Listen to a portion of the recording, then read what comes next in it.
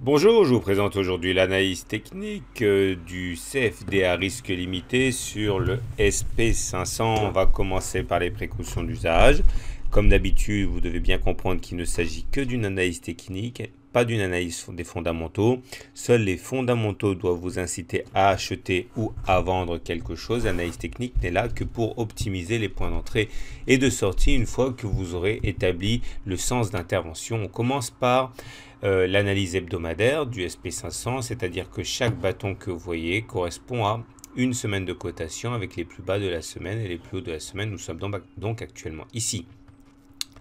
Alors, pas de doute, la tendance elle est haussière. La tendance haussière au regard de la moyenne mobile à 30 semaines. Pour commencer, vous voyez la moyenne mobile à 30 semaines, elle monte et les cours sont clairement situés au-dessus. Et tant qu'on est au-dessus d'une moyenne mobile à 30 semaines qui monte, on dit que la tendance est haussière.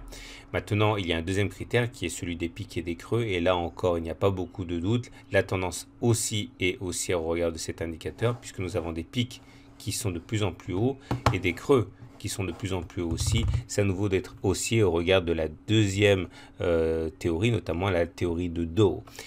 On bascule maintenant en analyse Ishimoku et là vous vous retrouvez face à 5 courbes, les 5 courbes de l'Ishimoku.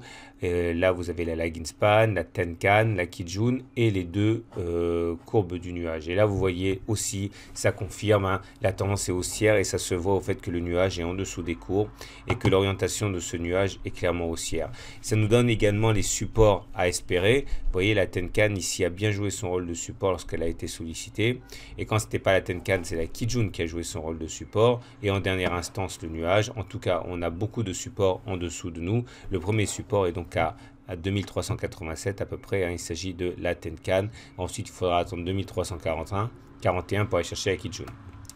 Graphiquement, voilà ce que cela donne. Nous sommes à l'intérieur d'un canal ascendant imparfait, c'est-à-dire que c'est presque parallèle, mais ça n'est pas complètement. Il demeure que globalement, c'est l'esprit de la figure en cours et de l'évolution des cours, c'est-à-dire qu'on est de plus en plus capé, bloqué par le haut de la figure, aux alentours des niveaux actuels, 2440, etc.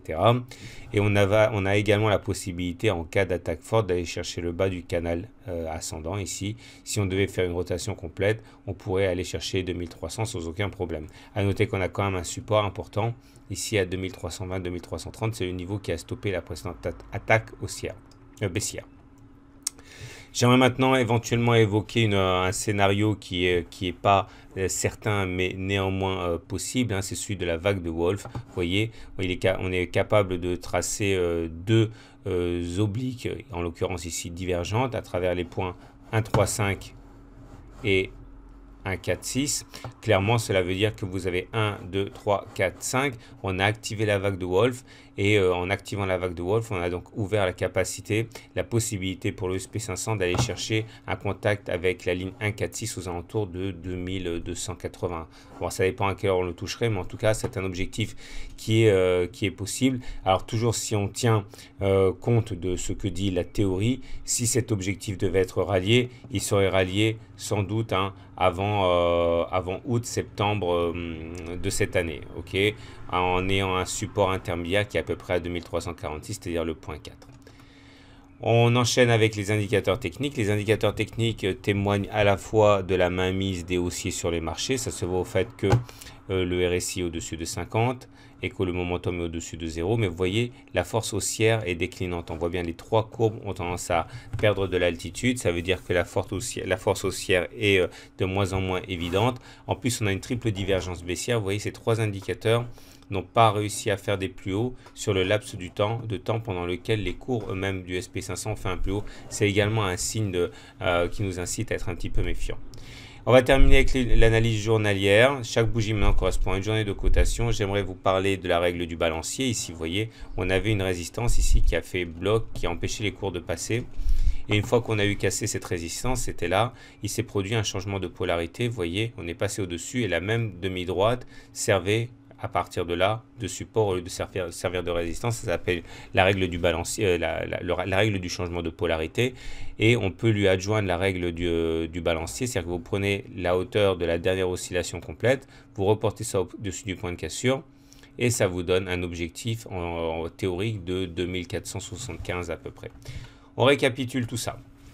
La tendance hebdomadaire, elle est haussière, hein, on l'a vu avec les pics qui montent, les creux qui montent. Et la tendance journalière est également haussière. Même si c'est moins clair, elle est toujours haussière. La prochaine zone de support, on l'a vu, c'était la Tenkan ici vers 2387. Et la prochaine résistance, on le voit à travers la zone de 2475 à peu près. Hein, c'était la règle du balancier qu'on a évoqué plus tôt. Voilà ce qu'on pouvait dire. Il ne me reste plus qu'à vous saluer, à vous souhaiter une bonne journée et à très bientôt pour d'autres analyses techniques.